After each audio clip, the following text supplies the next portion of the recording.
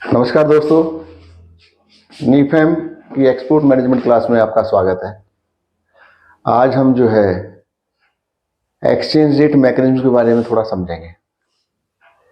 जब भी आप किसी एक्सपोर्ट कंसाइनमेंट की प्राइस डिसाइड करते हैं तो आपका जो फॉरेन करेंसी में इनफ्लो होने वाला उसकी क्या रेट आप लगाएंगे, ये बहुत बड़ा एक प्रश्न है। आप अखबार में, साइट पे जो भी रेट देखते हैं वो रेटें बैंक द्वारा नहीं दी जाती हैं। अखबार में जो रेटें आती है नॉर्मली करेंसी की रेट आती है। एक्सचेंज रेट के अंदर आपको जान के हैरानी होगी कि फॉरेन करेंसी की एक्सचेंज रेट एक नहीं, कई सारी हैं, मोर देन 10 है। और उसमें आपके लिए कौन सी अप्लाई होगी ये एक समझने वाली बात है। आप एक्सपोर्टर हैं तो आपके लिए एक्सचेंज रेट अलग लगेगी, यदि आप इंपोर्टर हैं तो आपके लिए एक्सचेंज रेट अलग लगेगी।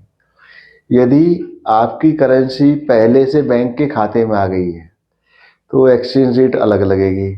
यदि आप बिल परचेज कराना चाहते हैं, बिल डिस्काउंट कराना चाहते हैं तो एक्सचेंज रेट अलग होगी। यदि आपको बदले में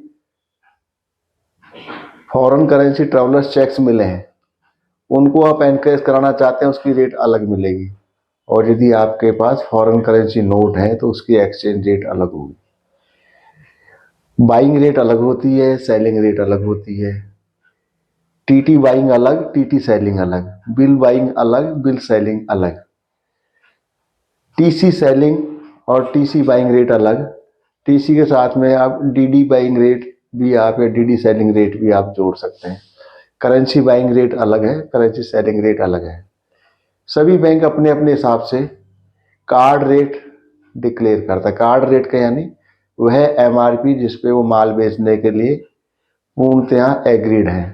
परंतु एमआरपी पे तो आप माल खरीदेंगे तो नेचुरली आपका प्रॉफिट कम हो जाएगा। तो एमआरपी में और फाइन रेट में बहुत अंतर होता है।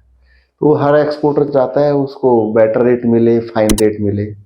इसी तरह से हर इंपोर्टर चाहता है कि उसको बेटर और फाइन रेट मिले। तो ये अपने आप में एक अलग दुनिया है और इस दुनिया की जानकारी सभी एक्सपोर्टर्स को, सभी इंपोर्टर्स को होना जरूरी है। आपको जान के हैरानी होगी कि डॉलर जैसी करेंसी में टीटी बाइंग में और टीटी सेलिंग में 3 से ₹3.5 का अंतर है। यानी यदि आपसे खरीदेंगे तो 80-81 में खरीदेंगे, बेचेंगे तो 83 प्लस में बेचेंगे। यानी 3 से ₹3.5, यानी 3-4% का तो करेंसी की बाइंग और सेलिंग में अंतर है। आपका प्रॉफिट कितना है? प्रॉफिट जो है तो आपके अपने प्रयासों से प्रॉफिट आपने कमाया है।